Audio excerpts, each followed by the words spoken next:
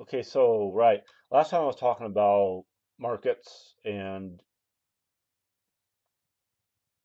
government policy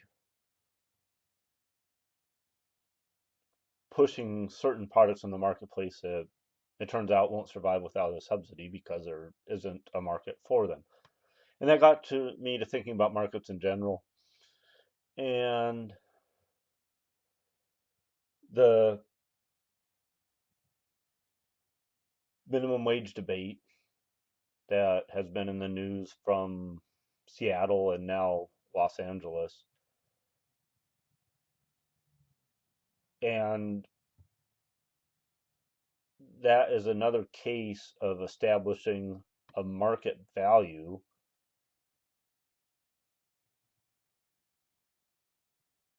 for something and interfering with that market value.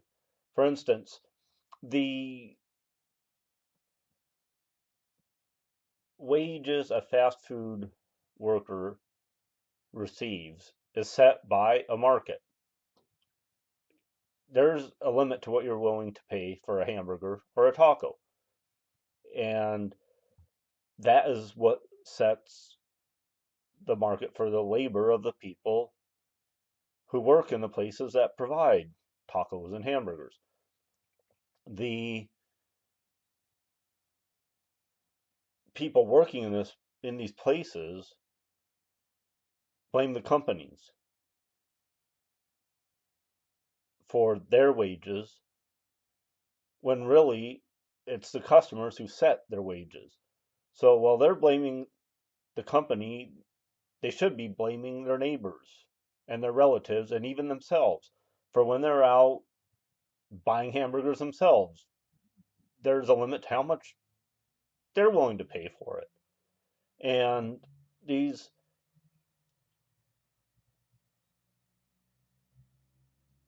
minimum wages do not even recognize that basic reality, the basic economics underlying business. And so, I mean, it's unworkable just for that. Whenever you're trying to mandate a value of something aside from the markets through law, it becomes an unworkable situation. So there's that aspect to it.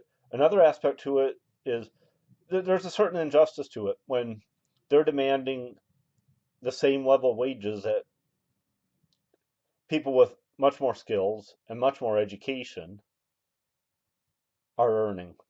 In this market, that's a reality too. And to demand that a law is passed that mandates a fast food worker earns as much as skilled or educated labor, there's a fundamental unfairness about that. These people that go to the trouble of earning a university degree or or learning skills, they earned that increase in pay by doing something a fast food worker does not. And I don't see how anyone can consider that to be fair.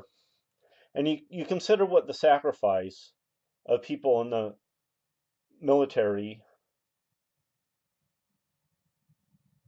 give for the rest of us. A, a, a private in the Army earns about $18,000 a year. Very important job, a lot of personal sacrifice. We owe our freedom to people such as that. And then a fast food worker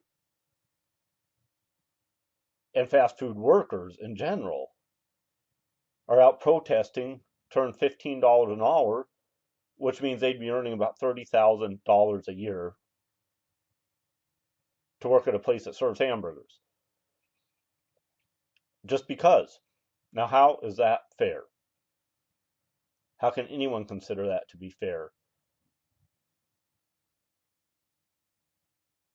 Again, to earn more than people that are out defending our freedom, to earn nearly as much as people who are skilled in certain areas. Just just the fundamental injustice and the fundamental ignorance involved here, and not enough people are questioning this situation. When labor prices go up, the price of the product will go up. The price to produce that product will go up, but the price people are willing to pay for that product will not. How can that lead to anything but businesses not surviving?